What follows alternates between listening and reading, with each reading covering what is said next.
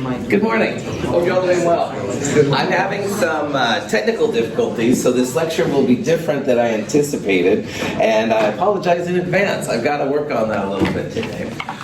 Anyway, what we're going to do is we're going to start the next chapter, which is on solutions. And because I can't even get my stuff to load up, we're going to kind of improvise here a little bit.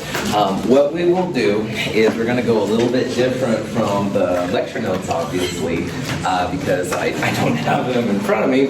But, oh wait, I can't actually get them. But anyway, this is really embarrassing, and I'm really sorry. I've never had to totally go this old school, but something is really weird. This next section is an extension of the last two chapters. And while in the last two chapters we looked at gases first, and we talked about PV equals nRT and PM equals dRT. Now what we're doing, unless this recent chapter was on solutions and solids and how to interconvert the two, now we're going to look at solutions. And arguably, solutions are the most important of all. Because in chemistry, like in labs and stuff like that, we almost always are using solutions and not pure compounds. Now that being said, obviously, like this week we had pure metals when we did the density and stuff like that, so that's not totally right, but generally speaking, that's kind of recommended. There we go. So, bear with me here while we do this. In Chem 221, we talked about what's called mixtures. And we talked about how there's two types. There's homogeneous and heterogeneous. And heterogeneous is when you drop like a rock in water. You can actually see the physical differences between the two things there. Heterogeneous things are pretty easy to separate, and they're not really that exciting. So what we're going to focus on this time is the homogeneous mixtures. And homogeneous mixtures are when you mix two compounds together and you don't see a difference between them. So classic examples of these things would be like salt water. It would be like drinking alcohol. You could probably argue it was coffee, one phase, but you don't see them, you don't see separate pieces together. And separating out the two pieces is more difficult. There are three types of homogeneous mixtures we're going to talk about, and the main one is solutions, all right? And this is the chemist's bread and butter. These are the acids and bases, these are the saltwater solutions and stuff like that, big time. But there's also what they call a colloid and a suspension. And assuming I can get my freaking technology, up and running, we'll look more about those and stuff later on. The difference between a solution, a colloid, and a suspension is the size of the solute particles. So the first thing we're going to do is just review what exactly a solution is. And this is a little bit of a kickback to Chem 221, and then we'll roll with it from there. And remembering, of course, that I did not make any of these definitions myself, there is a solute and a solvent in a solution. And they all begin with SOL, and SOL has another meaning, as you know, and this is a G-rated class, so don't even bring up what it is. However, we need to keep into track in our minds what a solute, solvent, and solution is. So the solution is the active thing. It's the salt water solution that you would pour. It's the salt water solution that you would cook your pasta in, shall we say. The solute is honestly the more exciting part. So when I said earlier salt water, all right, the salt would be the solute. And traditionally salt is sodium chloride, as you know. So the solute would be the active part. If you have a hydrochloric acid solution, all right, it's the hydrochloric acid, which is the solute. And if you had a potassium permanganate solution, it's the potassium permanganate, which is the solute. So I think of it as kind of the exciting part, but that's not really very fair. The solvent in most of our applications in Chem 221 through Chem 223 is water, all right? It's a great way to take all those different solute particles and put them together. But you don't have to have water, all right? For example, in organic chemistry, you'll use things like hexane and diethyl ether as solvents. So there's different kinds of solvent. The solvent is arguably the component whose phase is carried through to the solution. So if you think about what sodium chloride is, it's a salt, it's a physical solid, okay? And you're adding it to water. The salt solution looks like a liquid, all right? So a lot of times people will argue that the solvent's physical phase is carried through and stuff when you make this solution. But honestly, it's more likely it's the dominant part. There's more of the solvent generally than the solute. Yeah. So that's why most of the balance equations, whenever there's water involved, we cancel on both sides? Yeah, and even better, Dimitri, is that usually the solvent, which is often water, it doesn't have a participation in the chemistry. Like you're not breaking any of the HOH bonds per se, all right? Now, if you are breaking them, then you have to include the water in. But you're right, a lot of times it's just AQ, man. So again, for those of you that came in, I'm having some serious technical issues, fascist computers. So anyway, I'm kind of improvising here a little bit, going old school. Ask questions if you have them. Sorry, it's not quite as exciting. When you have a solution, you have to have the solute and solvent get along with each other to make it. Otherwise, you end up with one of those heterogeneous mixtures. So one of the things that I was going to talk about this morning was polarity and non-polarity. And in chemistry, it's generally seen that like dissolves like, all right? So if you have two things with similar polarities, they get along really well. And if you have two things of dissimilar polarities, they don't get along. And an example of this is how people say, well, oil and water don't mix. And that's true. Water, as we've seen in the last chapter, has really strong hydrogen bonds, all right? And that's a very high-powered intermolecular force. On the other hand, the oils and the gases and stuff like that are generally more nonpolar, much weaker intermolecular forces. So if you have to make a guess about if two things get along, you would look for polarity, all right? And if their polarities are roughly the same, then there's a good chance that they would get along. So as an example, I think I was going to use, if you tried to mix benzene, C6H6, and toluene, which is a methylbenzene, together, those would probably get along, all right? Because first of all, chemically they are similar. They have the benzene ring, and benzene totally nonpolar, toluene slightly nonpolar, mostly nonpolar. They would get along well. Same thing for like water and acetone. Acetone is a very polar substance. It has the C double bond O and two methyl groups. And water is polar. But if you tried to mix water and benzene, that would be a bad combination because very nonpolar benzene and hyperpolar hydrogen bonded water, pretty disparate on the intermolecular force range. Cool. So I'm going around with my notes here. Some other terms that are important when it comes to solution are what they call saturated, unsaturated, and supersaturated. And let's start with unsaturated. Unsaturated solutions, all right, are solutions where you can add more solute and it will dissolve, all right? And most solutions that we deal with in lab are unsaturated. So technically, if you had like a 0.1 molar hydrochloric acid solution, you could add more HCl and you could make it 0.2 molar hydrochloric acid. So unsaturated just means you've got more room in the solvent to dissolve whatever your solute is.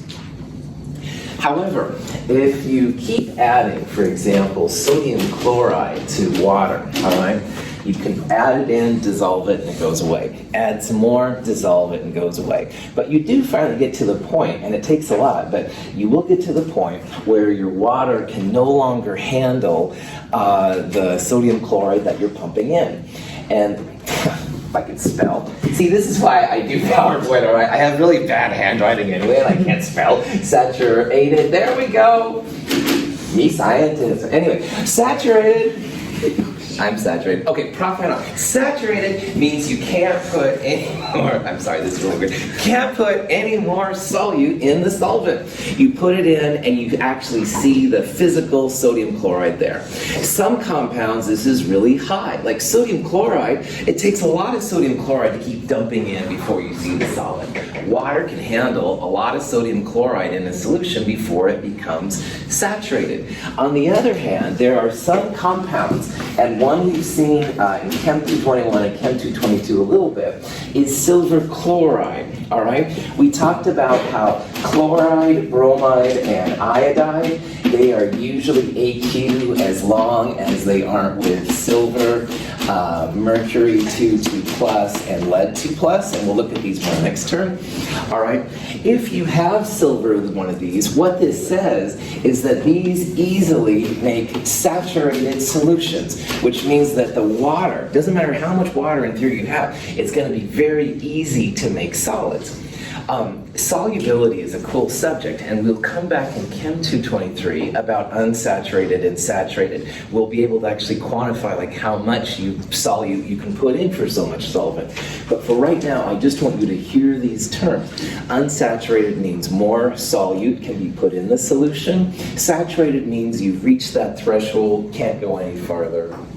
Yeah. With that H... We'll talk about the mercury 2+ ion in Chem 223. Don't ask me any questions right now about that. So what you're saying is that in unsaturated, it's homogeneous, which basically means everything's dissolved, mixed, but then once you get to saturated, you start seeing heterozygous, which means you actually see the physical compounds. Well done. That's right. That's exactly it. Good. Other questions? Okay.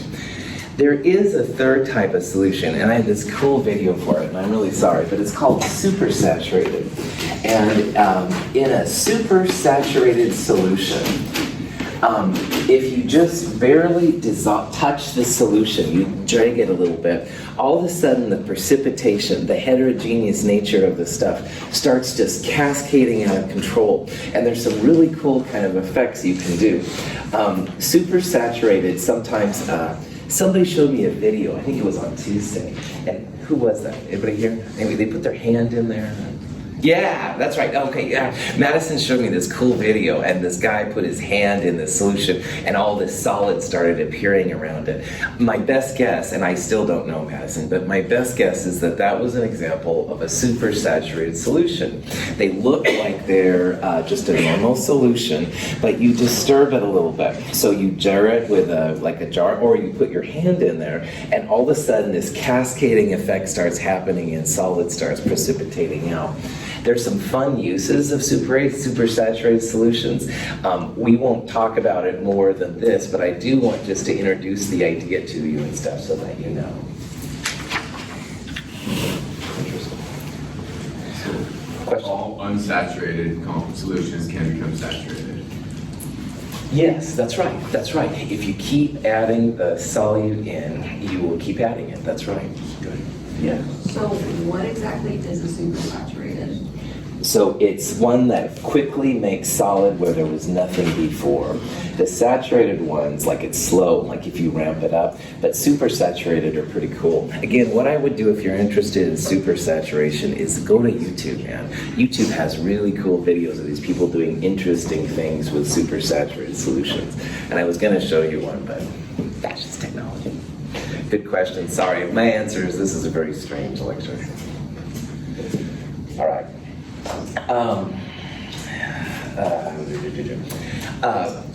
There's different kinds of solutions as well. And one kind of solution which is, I think, worth talking about, and it's called Henry's Law. And Henry's Law, I'll start over here. Gosh, I'm not used to reading them. Henry's Law is an example of how to describe a solution between a gas and a solvent. And if you have mineral water, carbonated water, or pops, or even beer, stuff like this, Henry's Law is actually something that's really, really handy. And the solubility of the gas in the solution is equal to K times P. Now again, in your notes, when you look at Henry's Law, you're going to see a lot better description of what Henry's Law is all about. But the SG right here is the solubility of the gas in the solvent. And for things like Perrier water or the mineral waters, generally it's about carbon dioxide and water. And if you are shipping Perrier or these kind of things to other places, you want to know about the solubility and stuff so you can get it good. K here is a constant, and it depends on the gas that you're dissolving. So every little gas will have different ones, and I was going to show you an example with hydrogen gas, but it's the same kind of thing. It's kind of cool. Let me look at my notes here real fast just to make sure I'm not telling you something strange. Yes. P is the pressure of the gas over the liquid.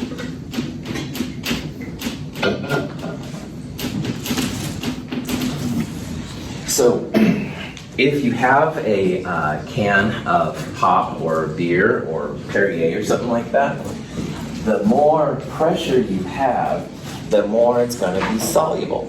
And that's kind of a cool thing. So people will usually have for beers and pops and stuff like that, they'll have some kind of ideal solubility. And they want to pressurize the gas over it. That's also why if you've ever opened up a can of pop and it kind of doesn't make that sound, you can know it's flat, all right? If the pressure is low, then you won't have as much solubility. So cans generally have a little higher pressure, so they have higher solubility of gases.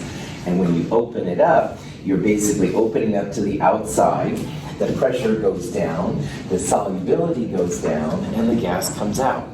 Let me rephrase that. Again, we've got a can of pop, beer, whatever, 21 and over, all right? We look at it, it feels like it's pressurized.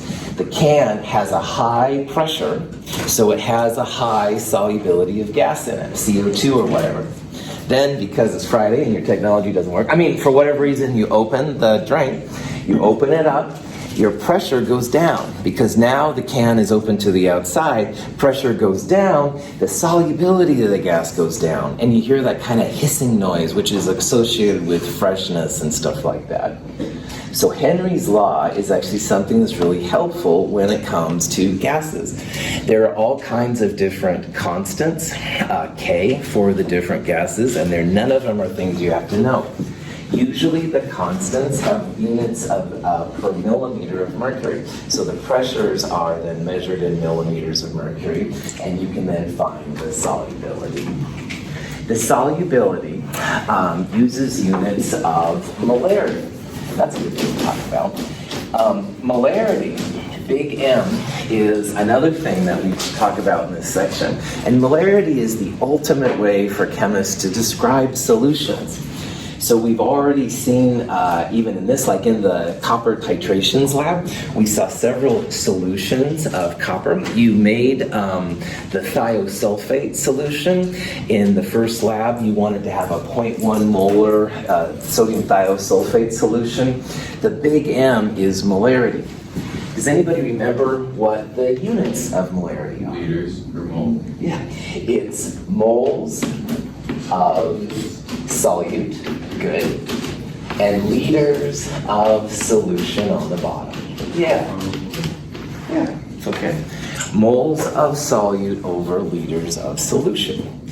And most of chemistry involves molarity units, all right? We've got moles of solute over liters of solution. And the solubility that's expressed in Henry's Law is a molarity too, but it's usually moles of dissolved gas per liter. But this is a good reminder. Only use capital M for molarity, especially in this section like we're going to see. So let's review. We talked about solutions, all right? Solutions are homogeneous mixtures, so you can't see the separation between the solute and solvent. Most of the solutions we're going to talk about are unsaturated. You can add more solute in to make them dissolve more. You do get to a threshold point. This is when the solution becomes saturated. And Dimitri said, which was cool, how it becomes like a heterogeneous mixture at that point. You see the solute, it no longer goes into the solution. Honestly, we don't have to worry about supersaturated, but it is like an unstable mixture of solute and solvent. And then this Hemmings Law over here is actually a way that you can describe how much gas dissolves in a solution. And this is used a lot with cans and bottles that have drinks in them with carbonation, stuff like that. So again, that would be beers and pops and Perrier, those kind of things. This Hemmings Law thing, it's pretty chill to use. Constant based on the gas times the pressure of the gas in the solution, and that's described then through the solubility. And the solubility is a type of molarity, another friend we're going to start seeing. And molarity, big M, it's moles of the good stuff, what you're looking at, the solute, divided by liters of solution. Now in Hemmings Law, it would be moles of the gas per liter of solution. It's not quite the same, the process is still there. And only use M for molarity, and we'll see why in a little bit. Yeah. I'm guessing in probably the next lab, we're gonna first find a molarity before we can find a solubility. Ooh, we're not going to use molarity at all in the next lab. We're going to use the little m, and we'll hopefully talk about that today maybe, but who knows at this point. Question. Darn, I shouldn't be so useful. Molarity? I wonder what that is. Molality. It's like replace the R with the L. Good. What makes this chapter different than the others is that molarity is great if you need volumes and solute, all right? But there's an interesting phenomena that happens when you boil or melt something, all right? And boiling is probably easiest to talk about. In a boiling liquid, in a solution, all right, we talked about boiling of regular liquids, and the liquid molecules get enough energy, they create a vapor pressure over the liquid, where the vapor pressure equals the atmospheric pressure of boiling occurs. But the important part for us now is that the liquid molecules are going into the vapor phase. If you start adding a solute, all right, solutes are kind of like blockers at a bar, all right? So let's say I wanted to talk to Carter, and Brian, no, come on, you're already wasting too much time, your stupid technology. And he's like, oh man. So I'd have to like do some fancy things to get around Brian to go talk to Carter. I'm a community college person, I don't know anything about money, and I obviously don't work here, but anyway, yes, I would totally have to pay you off. The stupid example I just did is an example of how solutes affect boiling. So imagine if I could go over to Carter. This would be me as the liquid phase joining the cool people in the gas phase. That's kind of what boiling is. But when you have a solute, something in solution, they tend to block the solvent from going to the gas phase, all right? So Brian is like the solute. I'm trying to get to my liquid phase, and I can't. He's like in my way. So I use the idea of having like a blocker at a club. It's like, oh no, we can't go in right now. I gotta wait, right? It's harder to get in with a solute. It's harder to go to the gas phase when a solute is present. So is that where the whole like salt water or the whole salt and water helps it boil thing comes from? Yep, that's right. And that's something we'll talk about here in a little bit, you bet. So already you can probably see that, yeah, if you've heard about this, boiling points of solutions are higher than the solvents that they came from. So if I'm liquid water and I want to get to boil, it's going to take 100 degrees. With a bunch of Bryans around though, then I can't get to my liquid Carter or my gaseous Carter phase as easy. It's harder to do. So in a boiling solution, the solution boils at a higher point than the pure solvent, all right? And it's all because the solutes are blocking the transition from liquid to gas phase. If you freeze a solution, a similar kind of thing happens. So let's say now that I'm a Carter, all right, and he's a liquid, and I want to freeze. And in my world, that means go to Brianna, all right? Well, just like before, Brian would like, oh, come on, don't waste my time. I want to see some lecturing, all right? So if I am a liquid going to the freezing point, all right, he's going to try and block me a little bit too. And this is not Brian, Brian's a good guy, but it's the solute particles that are keeping the liquid from going to the solid phase. So just like Madison brought up about boiling, there's also an effect for freezing, all right? If it takes more energy to get past the blockers to make liquid go to gas, it takes a colder temperature to make the liquid molecules go down to the freezing point as well. And this is one of the places where solutions have like a magic power relative to their pure solvents, and that's why we're talking about it. So that's why people put salt on the driveway whenever it snows or there's ice. Absolutely, that's right. They'll ice the liquids. If you've ever been up to Mount Hood or something like that, sometimes they de-ice the things when it gets bad. That's exactly what they're doing. By adding the salt, it makes a solution, and it takes longer for this stuff to freeze. So it melts sometimes a little bit of the ice. It's pretty cool, yeah. So let's say with water and salt, adding salt as a solvent to water, does it actually raise the boiling point, or does it change the specific heat of the water? It raises the boiling point of the solution relative to the pure solvent. So like if water boils at 100, Eric, then this would boil at like 105 or 110.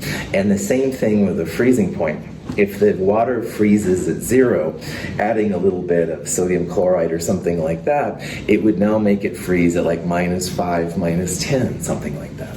Christian? Is that because of ionic bonds between the solvent and the solute causing it to be heavier?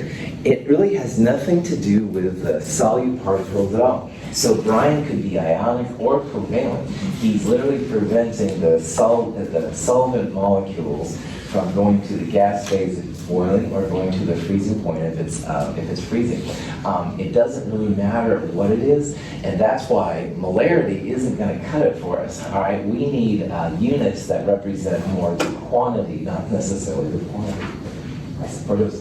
Yeah, I wanted to ask, would it require, so say, adding salt into water, would that require more energy for water to get to its boiling point? Yep, that's exactly it, right. I want to go to Carter, Brian's in my way, I've got to have some extra energy to get around him. Thank you, Brian, for being my Bible and all this, yeah. And the same thing would happen for freezing. You have to get to a lower temperature so that Brian would be less mobile, I guess, so you could get it into the freezing point. Sergio?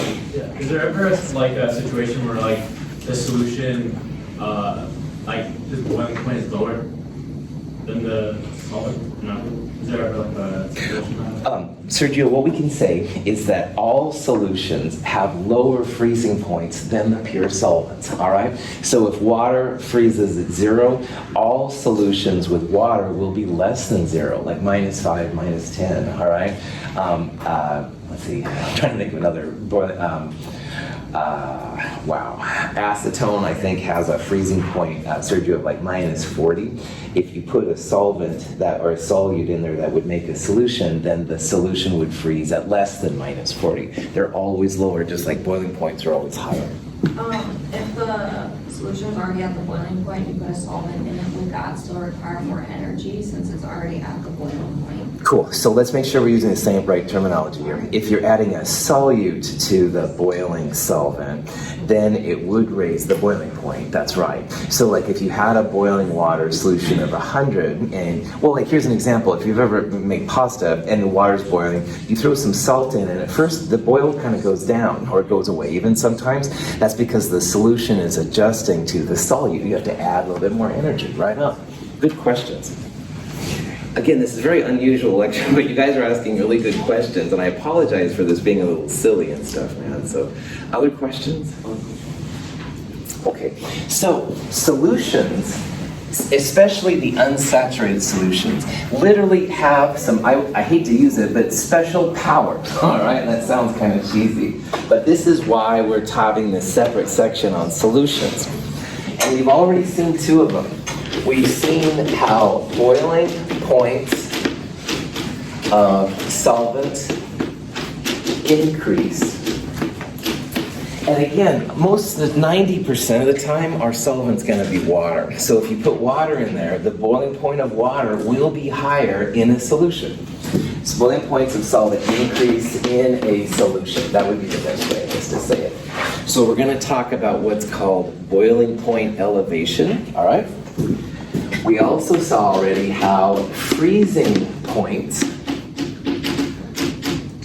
of solvent decrease in a solution.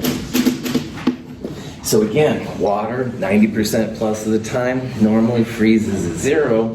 In a solution, that freezing point is going to be less. And depending on how much solute you have and stuff like that, this is what we'll talk about in a little bit. There's 2 other of these properties, all right? One of them is kind of cool, and it's called osmosis or osmotic pressure is possible. This will be the last of these things we talk about, but in a solution, you have the potential for osmotic pressure. Osmotic pressure and osmosis, same thing, all right? And we'll talk again at the end more about that. And the fourth one is that vapor pressures are lowered in a solution. And I should put vapor pressures of solvent once again. So if you remember from the other day, we saw some vapor pressure curves for like water and diethanol, and they were all kind of this kind of thing. If you have a solution, then the vapor pressure would be less, all right? And we'll talk about this one too. And these 4 things right here have a fancy name, and they're called colligative properties. And colligative properties are chemists' friends, scientists' friends, because again, these are all things that happen only in solutions, all right? You wouldn't have these kind of phenomena available in the pure solvents or the pure solutes. You must have a solution. Because it's based, like Christian asked about, which was a cool question, because it's based on the number of particles and not the type of particles, we're going to start talking about molality and some other weird units. Molarity isn't going to be enough. But I saw some questions, and sorry, I was... No, you already answered. Oh, okay. Yes. Okay. So, knowing that, let's define some new types of concentrations. Now, molarity is still the king of chemistry when it comes to solutions. And it's a concentration because it's moles of solute per liter of solution, all right? But in the things we're talking about now, it doesn't really matter if you have ionic compounds or polar compounds or non-polar compounds. It really just depends on how many you have. And also, liters, volume, has issues with it, all right? Liters, of course, are susceptible to density, and you've seen how the density will change with temperature. Sometimes it's nice to think about units where you don't have a volume. You have just pure mass. So, all this being said, let us introduce the 3 types of new concentration units that we're going to use in this section. And the first one is the little m. And that's why in this section, don't dare use big M for molarity, because there's a big M, molarity, and there's a little m, which is molality. I'm just the messenger. I didn't make any of these units up, okay? But anyway, molality is different than molarity. And molality is moles of solute per kilogram of solvent. Now, I want you to compare the units of molality to the units of molarity. The top part is the same, all right, moles of solute, and that's kind of cool. However, the bottom part has 2 important differences. First of all, this is a mass-based denominator, all right? This was a volume-based denominator, liters versus kilograms. And so with the molality, you generally have things independent of density. And if you go into physical chemistry, where physics and chemistry come together, all right, a lot of times they will use molality because it's more independent if you change pressures and temperatures and stuff like that. But the other thing that's more important for us is this is kilograms of solvent, and this is liters of solution.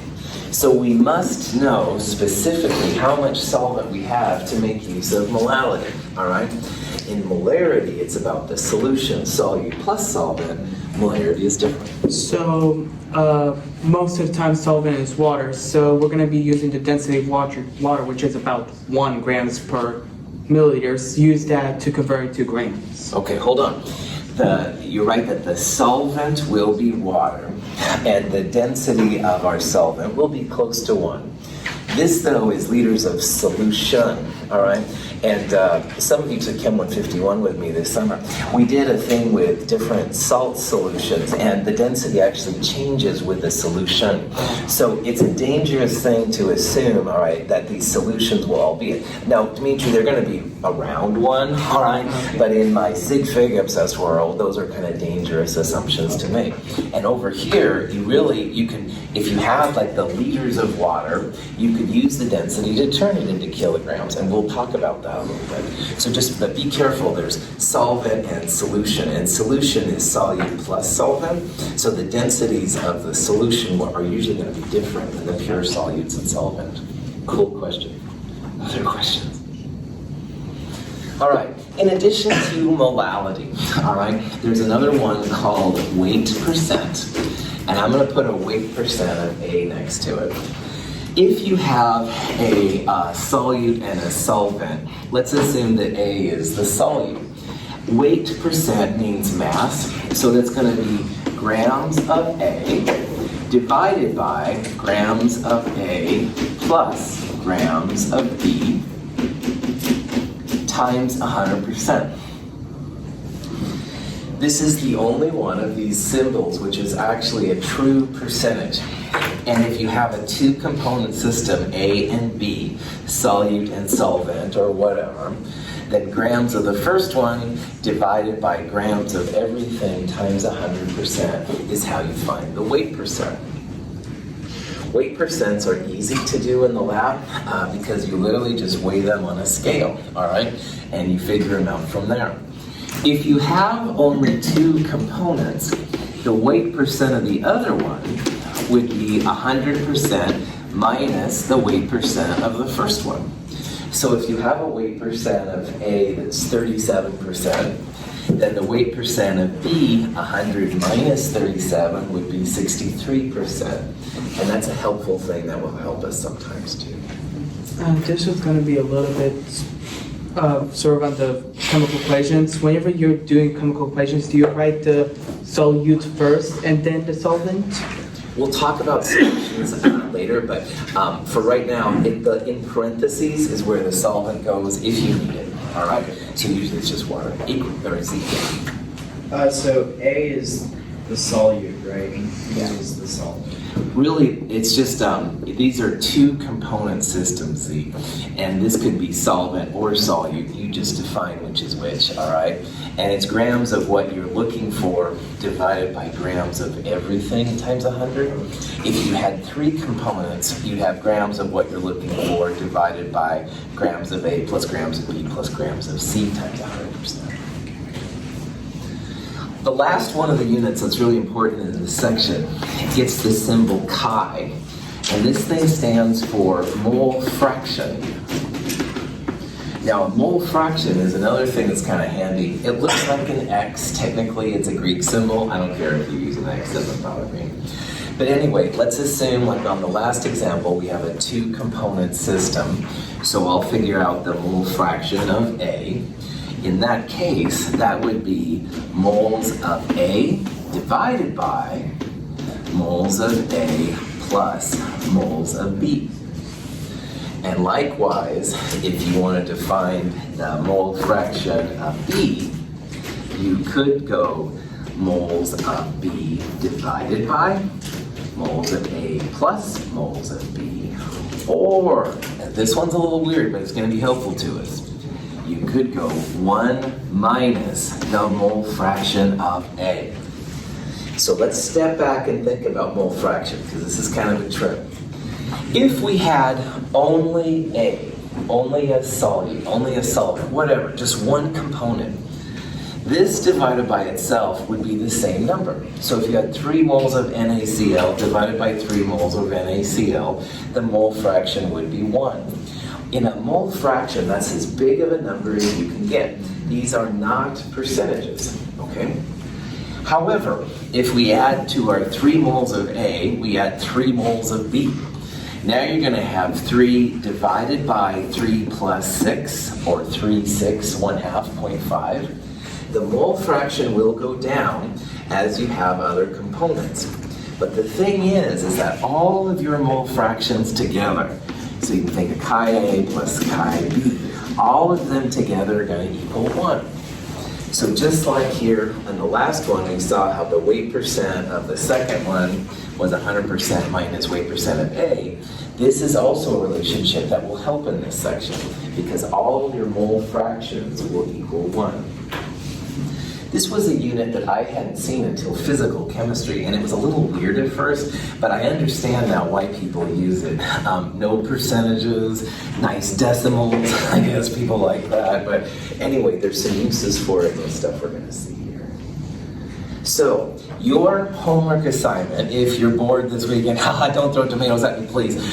There is a solution concentration unit handout, and it's on the website right now, and I'll send an email later in the What's Due This Week for next week. And it lists different combinations, like how to convert a weight percent into other ones. And it gives some worked examples. And I highly, highly, highly encourage you to check that out. This stuff is not hard, it's all algebra, but it is a little weird at first. Going between weight percent, molality, and mole fraction, not too bad. But we're also going to talk how to go between these 3 and molarity. And that handout will have more examples and stuff on how that works out. So on Monday, assuming my computer is functional, then we'll start looking more at boiling point elevation, freezing point elevation. So, questions? Thank you for bearing with me. Sorry this was so weird. You said earlier